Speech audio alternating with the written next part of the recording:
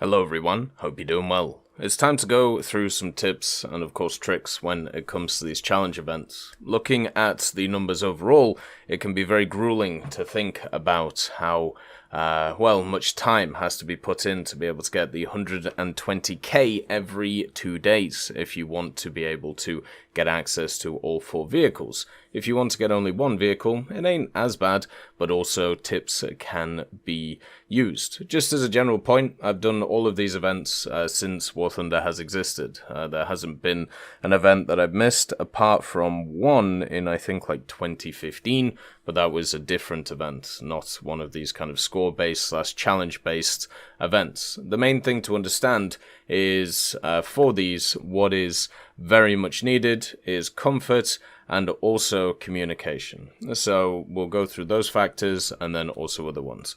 A lot of the times when it comes to these events, one of the hardest things to do is to kind of push yourself through them yourself, which is why I stream during the events, so therefore we can kind of have people come together and then we can kind of discuss what's going on, and it basically means that it makes everything a little bit easier on people if you don't want to join Discord servers or you don't want to join voice chat rooms, so therefore you can kind of do the event together and have a pretty decent time. So either doing something alongside the event, like whether it's like watching YouTube or watching Twitch or even listening to audiobooks or even watching sports can help, especially in more of the passive game modes like Naval, where if you constantly are fully focusing on just playing the game and nothing else, you might be able to do slightly better, but also you are going to burn out really, really aggressively, which is something that you want to avoid since obviously that's really bad. So either finding a group of people to play with, whether it's through like a Discord server like the Tech Hub, for example, or whether it's through another one, or through streams and stuff, that's what's important. The second thing is making sure to block out all the negative mindsets you will run into. There is a lot of people, when it comes to War Thunder, who are pessimistic, negative beacons of just black hole energy.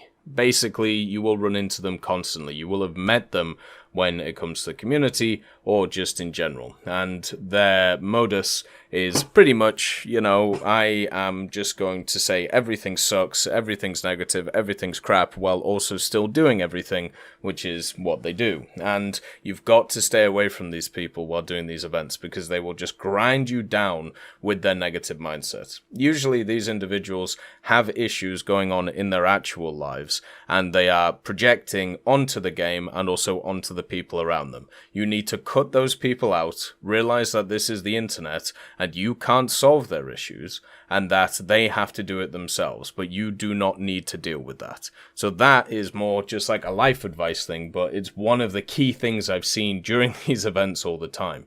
What happens is people get to maybe the 3rd or 4th stage, there's a certain set of people who just start breaking down when it comes to their mentality, and they try and bring everybody else down. You have to make sure to either stay away from that or have the mental fortitude to deal with it. But understand, if you engage with it, what will end up happening is you will just cause aggression and you will just cause more negativity because these people aren't looking for solutions. They are looking just to get annoyed and just to be negative. So you need to cut people like that out if you want to make these events as simple as possible for you. The other stuff, that's kind of like the human element of all these things.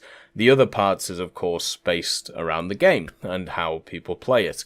So during these events, one of the things I really don't like doing is actually focusing on the event itself. I think it's better to actually focus on pretty much everything else that kind of exists in the game instead of that. So stuff like decals, if you want to, do them. Camouflages is another thing to focus on. Spading vehicles, or even doing your dailies, your specials, and of course your challenges for the battle pass. Use the event to be able to get all of these things done pretty much every day in different game modes, so you can kind of move yourself around. And by the time you finish your dailies, by the time you finish your special, or finish whatever like camouflage you're grinding or so on, you can have a look at your progress and go, alright, we're this far in, now let's give ourselves another little challenge. one of the greatest things about War Thunder is because there's so much stuff going on in it. There's so many different little nodes that you can go on. If you are struggling with one of them, then you can obviously go to the next one, and then just keep going like that over and over and over again, and then kind of push forward through that. Instead of just doing the obvious thing, you can kind of change it up and have a bit of fun with something else. So for me, I'm going to be going for all 3 different rewards. So I'm going to be going for ground, aviation, and naval. In ground, I usually switch up between different kind of lineups, and I'll make a video tomorrow on the lineups themselves. Stuff like 6-7 America is probably very strong right now. 7-3 France is insanely strong. 8-7 USSR is also there, but even 4-3 USSR exists. 4-7 Britain, 7-7 Britain. These areas can be incredibly powerful. And for naval, I just pretty much use it just to grind and spade vehicles, and if I get annoyed, I just play the SKR-7 because that thing's the most broken thing in the game.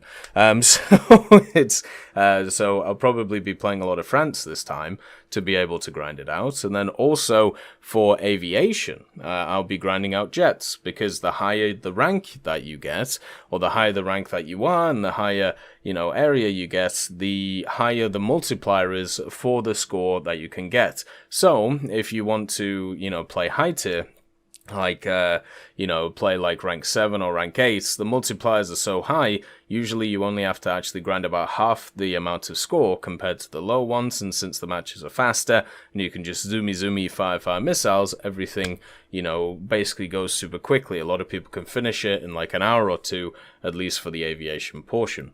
And also just understand, focusing just on the mission score and nothing else will send you nuts. You should focus on just playing standardly and properly, and then the score will kind of come with you. If you end up in a situation where you are just focusing on score, you are just going to end up in a very negative mindset, because you'll just keep clicking the number going and going and going.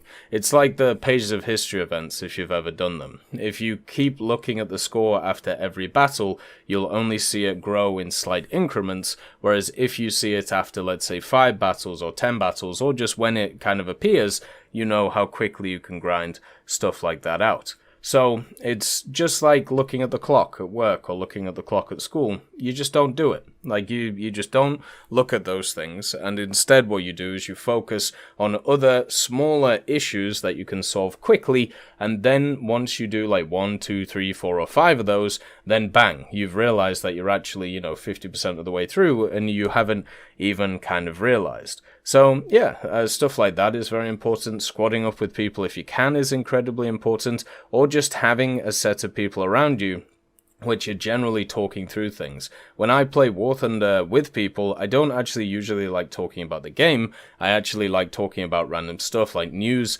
elements, or, just general things that are going on, because for me, I think it's really important to kind of get out of the mindset of just being completely focused on the game, because that is what creates incredibly negative people. Also, doing stuff such as, once again, just focusing on other things, playing lineups that you're comfortable with, and also giving yourself goals by the end of the event. So I want to research out this specific vehicle by the end of the event. I want to spade this specific vehicle by the end of the event. For me, it's the Type 16P. I want to get it done. I want to get it finished. And that's what I'll do during the event. Or maybe I want to grind out a specific ship, like the new, I think, Z47 or Z46 for Germany. That's a goal in my head and something that I want to do. So I'm going to do it. I'm going to focus on it. And that is just something that takes my mindset away from the event, and also does, pretty well on it. Another thing is just don't focus on the amount of SL you're making. Don't gamble the SL either, because what's going to end up happening is it's going to put you in a negative mindset, because the house always wins in that sense. Just focus on the small parts of the game and then go from there. Don't think about anything else. Listen to anything, even Dan Carlin podcasts. That's something that's really nice to listen to. Just something to take your mind off what you are actually doing, and it will breeze by quicker than you will ever believe. As always, I hope you have a wonderful day, and I'll see you next time. I'd just like to thank Brendan Quinn, Vilneus, Character Fuel, Juan the Panda, Carrion Crow, Gus Irenicus, Pyman, Merciless Reaper, Orange Tail, Teddy, Daniel Stanton, Moxie, B. Young, Bareen, Peter Grayling, Alan Hacker, Sam Alslan, Uncle Bean, and Derek R., and also Lafouche for supporting the channel.